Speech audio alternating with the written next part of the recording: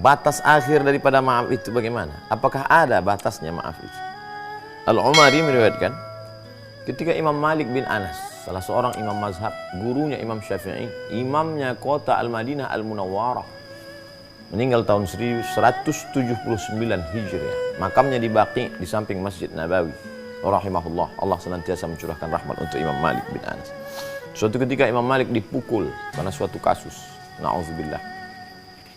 Lalu kemudian apa yang terjadi? Imam Malik pingsan.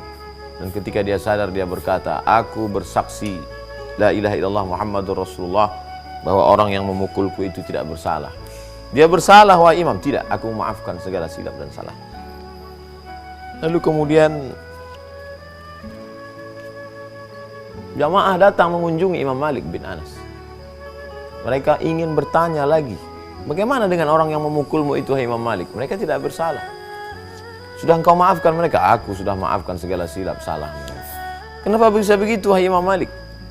Imam Malik tersenyum, aku malu ketika nanti aku masuk ke dalam surga, berjumpa dengan Nabi Muhammad sallallahu alaihi wasallam. Lalu apa yang terjadi? Dalam keadaan pertemuan dengan Nabi dengan penuh kebahagiaan itu, ternyata ada orang masuk neraka karena aku. Mereka masuk neraka disebabkan aku.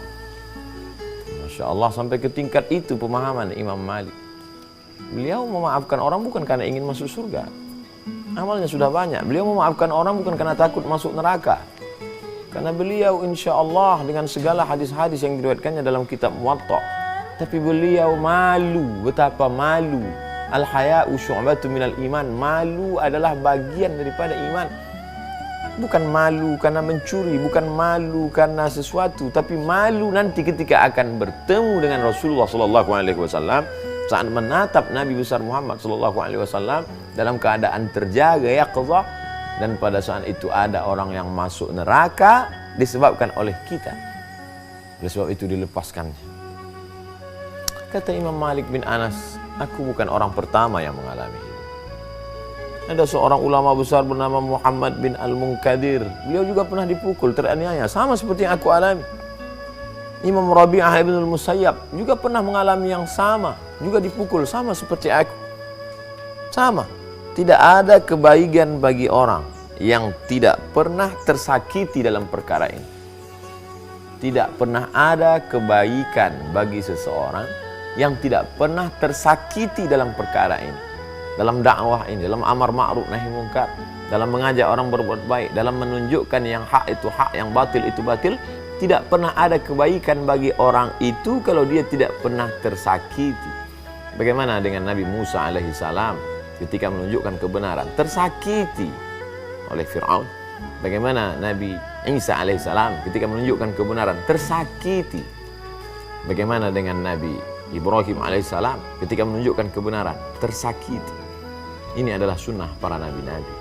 Oleh sebab itu, wahai para da'i, wahai para penebar kebaikan, jika kau mendengar ada haters, ada bully, ada kata-kata kasar, caci maki, sumpah serapah, yang engkau alami itu belum ada apa-apanya bila dibandingkan dengan yang dialami oleh Al-Imam Malik bin Anas, Al-Imam Muhammad bin Al-Munkadir, Al-Imam Rabi' al-Musayyib, dan para nabi-nabi sebelumnya.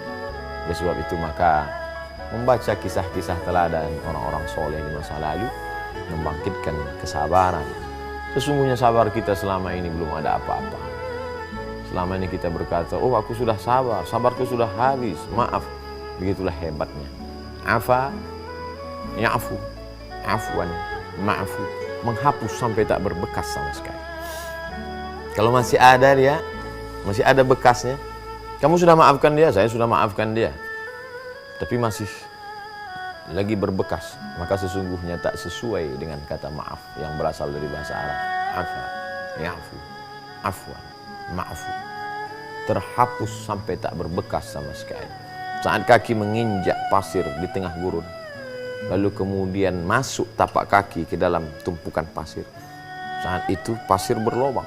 Ada bekasnya, bekas tapak-tapak kaki. Namun kemudian datang angin kencang, menghembus butiran-butiran pasir, sehingga bekas tapak kaki itu tidak lagi terlihat. Maka saat itu kita sudah sampai pada tingkat maaf. Sanggupkah kita menghapuskan bekas-bekas itu?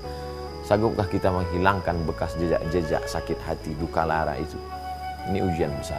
Banyak orang yang diuji dengan bangun tengah malam, dia sanggup untuk bertahajud. Banyak orang yang diuji dengan bagaimana berzakat, berwakaf, infak, sedekah. Itu panti jompo kita yang bangun. Itu anak yatim bisa sekolah, kita yang menyekolahkan.